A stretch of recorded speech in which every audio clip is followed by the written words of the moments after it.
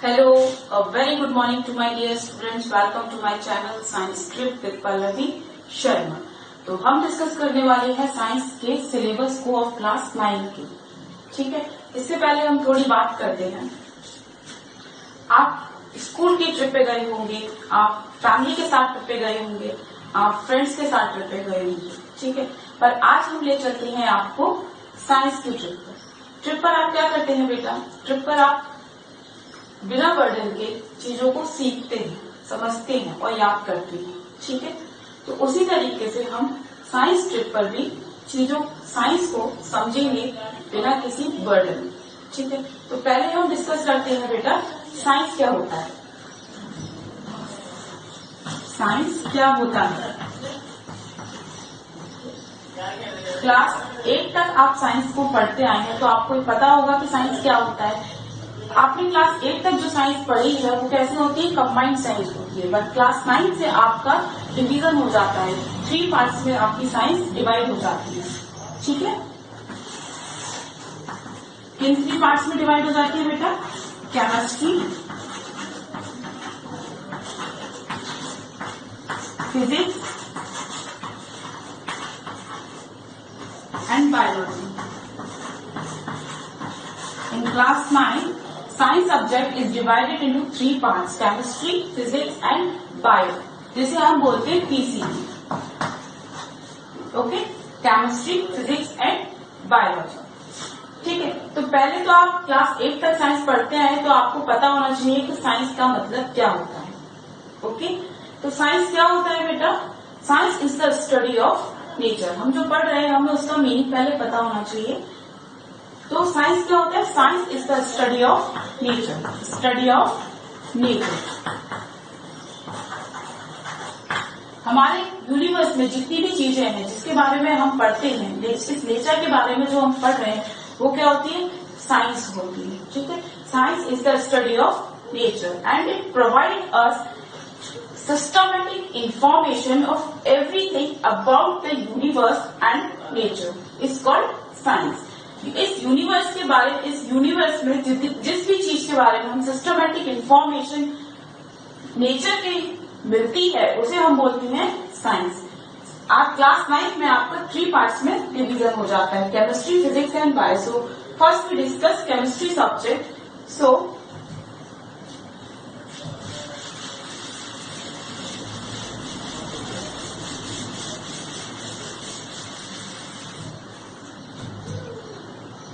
Chemistry पढ़ने से पहले हम मतलब इस वर्ड का मीनिंग जानेंगे, क्या होता है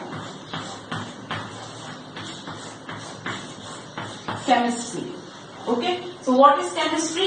chemistry is a combination of some words. Which words? Chemical, information,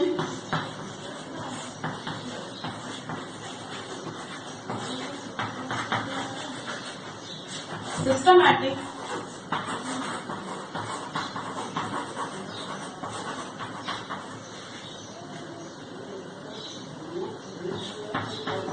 traits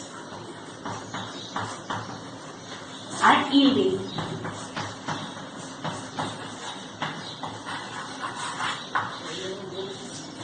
yielding मतलब होता है बेटा अवेलेबल।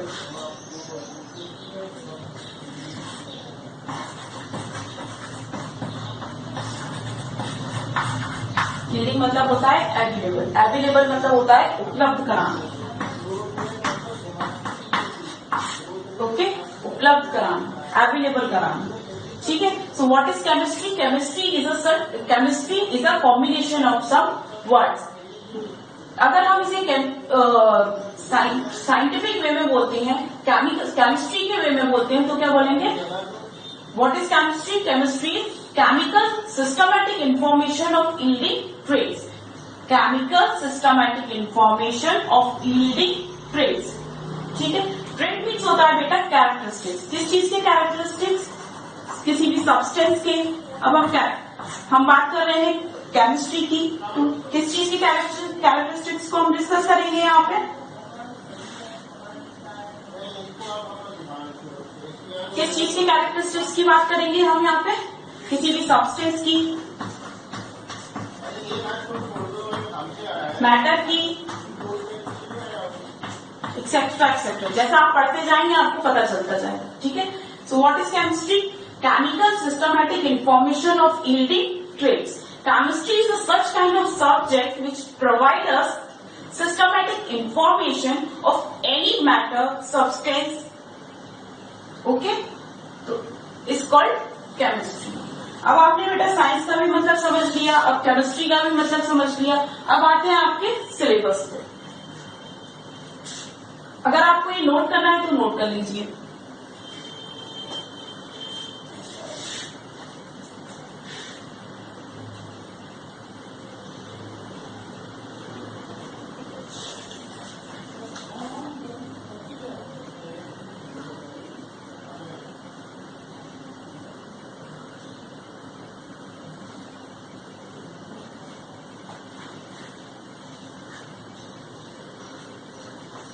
ओके, तो अब हम डिस्कस करते हैं आपके सिलेबस को।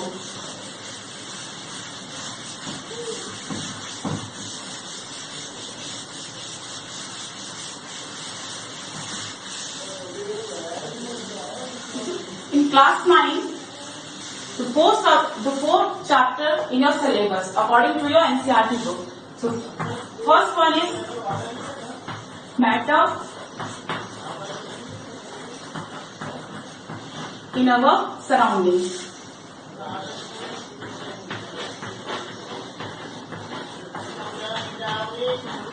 First one is matter in our surroundings. The second one is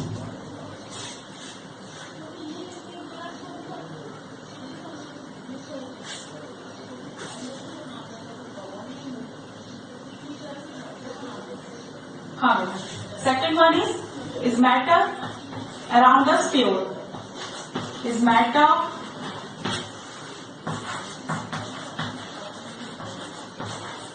around us pure. The third one is atom and molecules. Atom and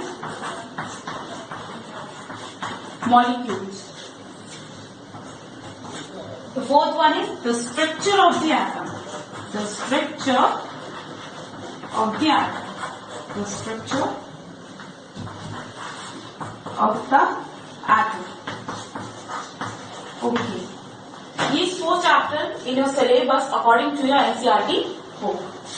So first we discuss first chapter कि हमें इसमें क्या क्या पढ़ना है। पहले हम एक इसका ओवरव्यू ले लेते हैं, ठीक है, कि हमें इन 4 चैप्टर में क्या क्या पढ़ना है। देन हम नेक्स्ट वीडियो से चैप्टर डिस्कस कर लेंगे। ओके, तो हम पहले चैप्टर में डिस्कस करते हैं कि हमें क्या पढ़ना है, मैटर इन अवर सराउंडिंग। तो इसको एक बार देख लेते हैं अच्छे से, हमें इसमें क्या क्या पढ़ना है, क्या क्या छोड़ना है।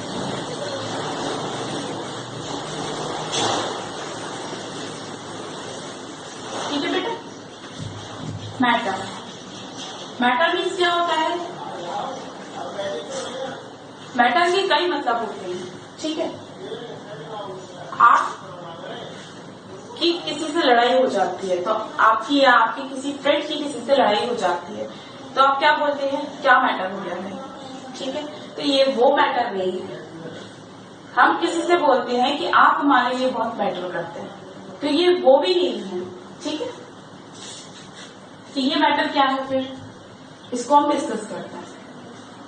हमारे यूनिवर्स में जितनी भी चीजें हैं, जिसे हम छू सकते हैं, जिसे हम देख सकते हैं, वो सब क्या है? मैटर है, ठीक है।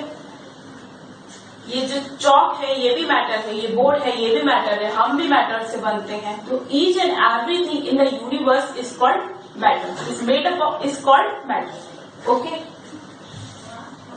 मैटर क्या होता है कि जो भी हमारे यूनिवर्स में, हमारे नेचर में एग्जिस्ट करता है वो मैटर होता है।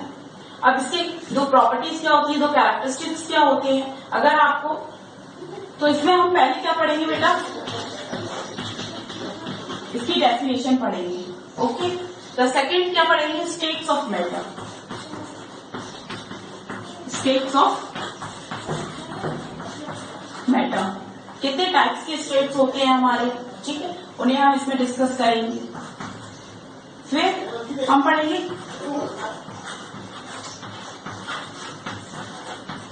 चेंज ऑफ स्टेट्स, कि एक स्टेट से दूसरे स्टेट में कैसे कन्वर्ट होता है, उसको हम डिस्कस करेंगे। और भी इसमें कई सारे टर्म्स हैं, जैसे कि मेल्टिंग,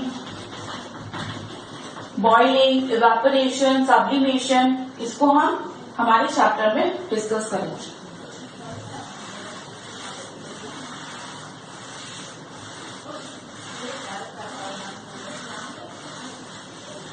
एक और इसमें एक और टॉपिक है इसमें कि टेम्परेचर को चेंज करने से या इंक्रीज या डिक्रीज करने से क्या इफेक्ट होता है, या प्रेशर को इंक्रीज या डिक्रीज करने से क्या इफेक्ट होता है, ये और एक टॉपिक। अब हम बात करते हैं सेकेंड चैप्टर की, is matter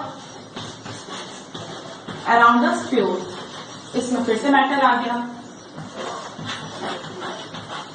is matter around the sphere. क्या जो मैटर हमारे चारों तरफ है, क्या वो प्योर है? अब है कि नहीं, इसे हम चैप्टर में डिस्कस करेंगे। तो इसमें हमें क्या क्या पढ़ना है, इसमें जो आपने पढ़ा है ये मैटर की फिजिकल फॉर्म पढ़ेगी, ठीक है। फिजिकल क्लासिफिकेशन जो आपका मैटर का है वो आप फर्स्ट चैप्टर में पढ़ेंगे, and chemical classification of matter है वो आप सेकेंड चैप्टर में पढ़ेंगे। तो इसमें हम क्या क्या चीज डिस्कस करेंगे, एलिमेंट्स क्या होती हैं, कंपाउंड्स क्या होता है, ओके, और भी काफी सारी डेफिनेशंस हैं। सेकेंड, मिक्सचर्स क्या होती हैं,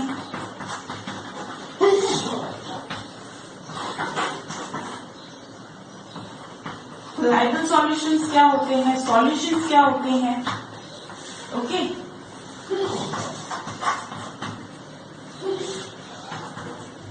and third one, mole concept.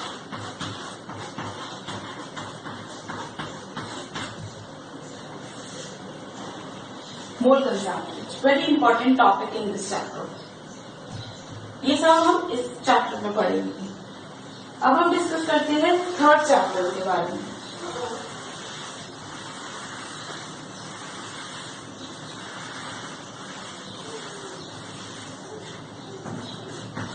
Third chapter क्या है आपका, atom and molecules. Atom and molecules, okay. इसमें हम पहले पढ़ेंगे एटम एंड मॉलिक्यूल्स क्या होता है, क्या होता है एटम एंड मॉलिक्यूल्स, पहले तो हम ये पढ़ेंगे, ओके। एंड देन इसमें हम पढ़ेंगे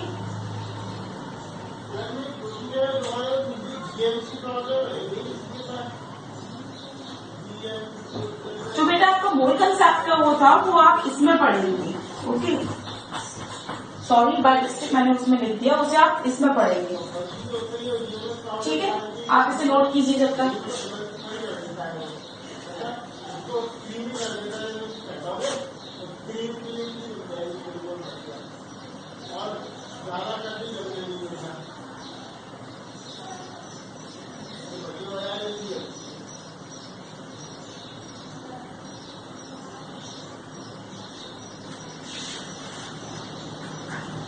हाँ, तो इसमें क्या पढ़ेंगे, पहले इसकी डेफिनेशन पढ़ेंगे, फिर मोल कंसेप्ट पढ़ेंगे।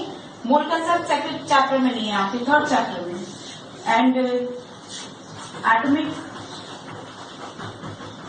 मास क्या होता है, मॉलिक्यूलर मास क्या होता है, ये डिस्कस करेंगे। एंड इसमें थ्योरी है Dalton's atomic theory, Dalton's atomic theory, इसको हम डिस्कस करेंगे, okay.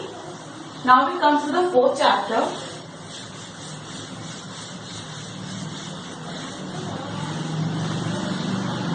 The fourth last chapter is the structure of the atom.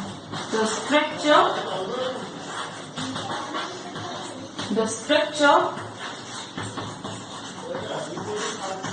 of the atom. ठीक है, इसमें हम जैसा कि इसमें लिखा है the structure of the atom, कि किस चीज किसका स्ट्रक्चर की बात हो रही है? इसमें एटम के स्ट्रक्चर की बात हो रही है। ठीक है, कि एटम का कैसा स्ट्रक्चर होता है, ये सब हम इसमें डिस्कस करेंगे। ओके, और इसमें रदरफोर्ड थ्योरी है, रदरफोर्ड